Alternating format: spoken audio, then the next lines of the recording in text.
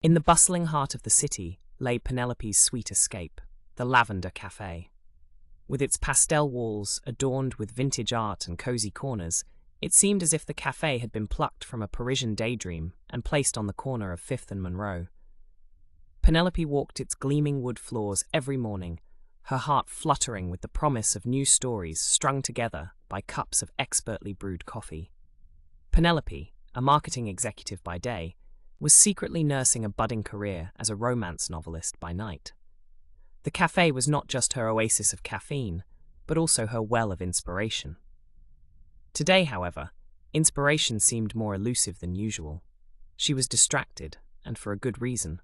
Her cousin's wedding loomed over the upcoming weekend, and as the maid of honor, she worried about more than just forgettable speeches or stepping on the bride's train. Her phone buzzed with a message from her friend Eliza. "Your old flame Tyler just RSVP'd. He'll be coming after all. Cupid might have another shot, Penny." Penelope's heart skipped a beat. Tyler, her college sweetheart, the what-if of her romantic chronicles, would be in the same room for the first time in years. Blushing and battered by memories, she tried to refocus on the manuscript sprawled out in front of her. As always, in came Joe, the jovial barista, with a fresh cup of lilac latte placed beside her laptop. "What's the word count today, Penelope?" he asked with a wink. He was privy to her second life as an author. "Stuck in the middle, Joe. Caught between rekindled loves and past mistakes," she replied, letting her gaze drift off beyond the steam rising from her cup. "Sounds intriguing. You should let real life inspire this one. Maybe this weekend might stir up that bestseller inside you," Joe chuckled, casting a knowing glance before attending to the next customer.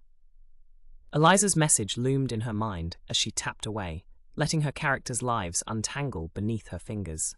On her screen, Olivia, her protagonist, grappled with choices and chances, much like Penelope herself. The week trudged on.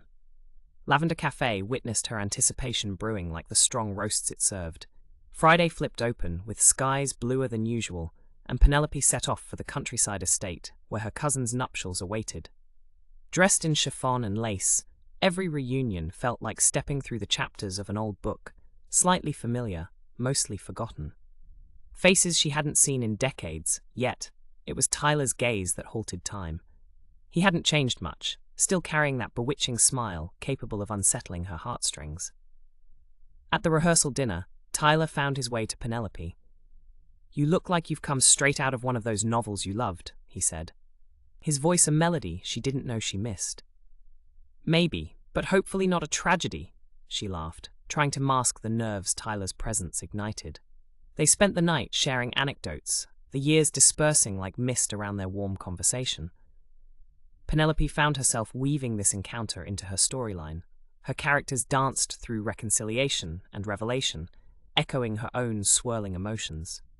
Wedding bells sang the following day, and Penelope delivered her speech, her narrative flavored with hopeful beginnings rather than regrettable endings.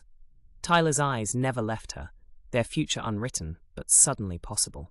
As Penelope caught the bouquet, accidentally or perhaps by cosmic arrangement, she felt the chapters of her life rearrange. Come Sunday, as she returned to her haven, the Lavender Café, and nestled into her favorite corner, a new story began fluttering onto her screen, blurring lines between fiction and reality. The novel would tell a tale of a woman who learned to love the past, not for what it was, but for what it taught her about the future. And as for Penelope's own story, with Tyler's number now saved in her phone and a date set for next Saturday, it seemed life was more than ready to imitate art.